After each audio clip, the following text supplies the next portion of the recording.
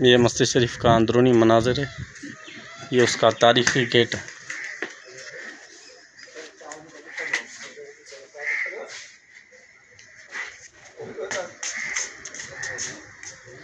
अभी हम मस्जिद शरीफ के अंदर दाखिल हो गए, जिसका तारीख़ी पत्थर अंदर इस्तेमाल किया गया है।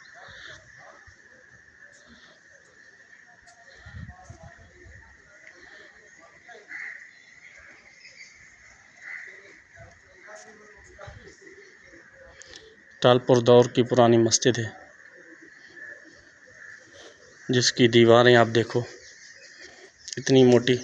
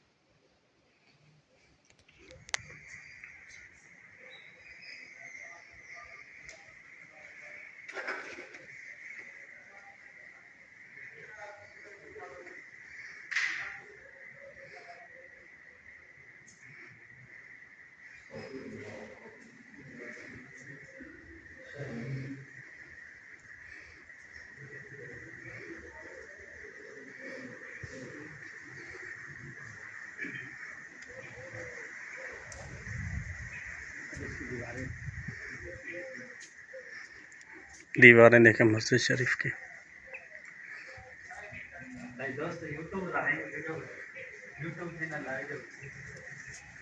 ये पुराना कब्रिस्तान है और उसके सामने ये मिरफत अली टालपुर का ये मुख्तसर वीडियो थी इस सकाफ़त की।